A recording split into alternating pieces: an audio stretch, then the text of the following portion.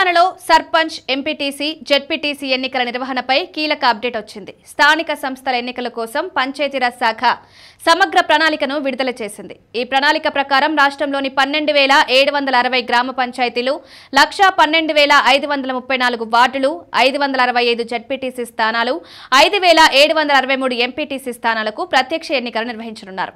ఈ ప్రత్యక్ష ఎన్నికల తర్వాత 565 మండల పరిషత్, 31 జిల్లా పరిషత్ చైర్పర్సన్ల ఎన్నికలు పరోక్ష పద్ధతిలో జరుగుతాయి. ఇక స్థానిక సంస్థల ఎన్నికల నిర్వహణ కోసం రిజర్వేషన్ల ప్రక్రియను ఈ నెల 23వ తేదీలోగా పూర్తి చేయాలని రాష్ట్ర ప్రభుత్వ ప్రధాన కార్యదర్శి రామకృష్ణారావు జిల్లా కలెక్టర్లను ఆదేశించారు.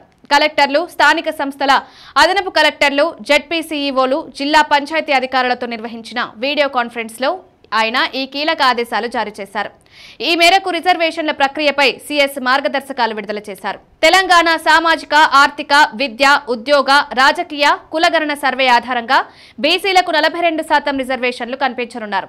ఎస్సీ, ఎస్టీలకు రిజర్వేషన్లు 2011 జనాభా లెక్కల ఆధారంగా కేటాయించనున్నారు. తెలంగాణ పంచాయతీరాజ్ చట్టం 2018 ప్రకారం ఎస్సీ, ఎస్టీ, బీసీ వర్గాల మహిళలకు ZP chairperson, MPP, MPTC, ZPTC, sarpanch, ward సభ్యుల స్థానాల్లో రిజర్వేషన్లు కల్పిస్తారు. షెడ్యూల్ ఏరియాలలో ఎంపీటీసీ, వార్డు సభ్యుల రిజర్వేషన్లు ఎస్టీల జనాభా దామాసాలో 50% తగ్గకుండా ఉంటాయి. 100% ఎస్టీ జనాభా ఉన్న గ్రామ పంచాయతీలలో సర్పంచ్, వార్డు సభ్యుల పదవులన్నీ ఎస్టీలకే రిజర్వ్ చేస్తారు.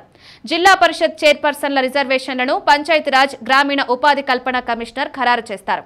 జెడ్పీటీసీ, మండల పరిషత్ అధ్యక్ష స్థానాలను కలెక్టర్ ఖరారు చేస్తారు. ఎంపీటీసీ, సర్పంచ్ స్థానాలను ఆర్డీఓ ఖరారు చేస్తారు. వార్డుల రిజర్వేషన్ల ప్రక్రియను ఎంపీడీఓ ఖరారు చేస్తారు. గత ఎన్నికల్లో ఏ వర్గానికి కేటాయించిన సీట్లను ఈసారి మినహాయించి మిగిలిన వాటిలో రిజర్వేషన్లు కల్పిస్తారు.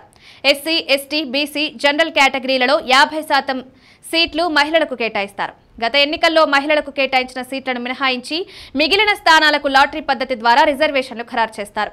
ఎస్సీ, ఎస్టీ, బీసీ వర్గాలకు రిజర్వేషన్లు కేటాయించిన తర్వాత మిగిలిన సీట్లను జనరల్ గా గుర్తిస్తారు.